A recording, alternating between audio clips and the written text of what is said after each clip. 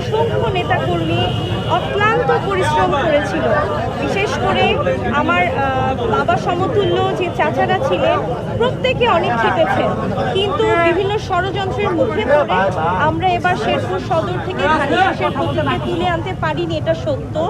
তবে মাননীয় প্রধানমন্ত্রী শেরপুর সদর 1 আসন থেকে আমাকে বারবার আমার উপর ভরসা রেখে, আমার উপর আস্থা রেখে বারবার আমাকে মনোনয়ন দিয়েছে। আর তারই ফলশ্রুতিতে আজ আমি সংরক্ষিত নারী আসনে পুরো শেরপুর জেলার এবং আমাকে যেই জেলার দায়িত্ব দেওয়া হবে আমি সেই জেলার দায়িত্ব নিয়ে ইনশাল্লাহ জাতীয় সংসদে যে গণমানুষের জন্য কথা বলবো ইনশাল্লাহ। তবে আমার সব সময় নজর থাকবে শেরপুর সদরের প্রতি, যেহেতু এখানে আমি দুইবার নির্বাচন করেছি এবং আমার এই নির্বাচনী এলাকায় আপনারা জানেন হাসপাতাল, মেডিকেল কলেজ, রেল লাইন, বিশ্ববিদ্যালয়, কোল্ড স্টোরেজ কিছুই নাই। ইভেন আমার এই শেরপুরের চরাঞ্চলে বহু কাঁচা রাস্তা আছে যেগুলো পাকা করার কোনো সুযোগ কখনোই কেউ করেনি। এবং আমার এখানে অনেক জায়গা আছে যেখানে ব্রিজের প্রয়োজন, অনেক জায়গা আছে যেখানে আমার শেরপুর সদরের উন্নয়ন না হওয়ার কারণে বাচ্চারা, শিশুরা এবং বয়োবৃদ্ধ মানুষরা হাসপাতাল পর্যন্ত যেতে পারে না।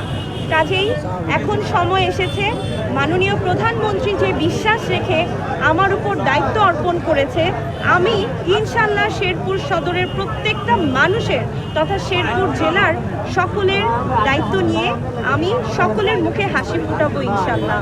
আপনারা জানেন আমার আজ এখানে আসার পথে যেই মানুষটির অনেক অবদান আছে তিনি হচ্ছে আমার শ্রদ্ধেয় বাবা জনাব মোহাম্মদ হযরত আলী, যিনি দীর্ঘদিন জেলা বিএনপির সাধারণ সম্পাদক এবং আহ্বায়ক হিসেবে দায়িত্ব পালন করেছেন, যার পরিশ্রমের ফসল আমি আজ এখানে এসেছি। এবং ইনশাল্লাহ আমি আপনাদের সকলের পরিশ্রমের মূল্যায়ন করব।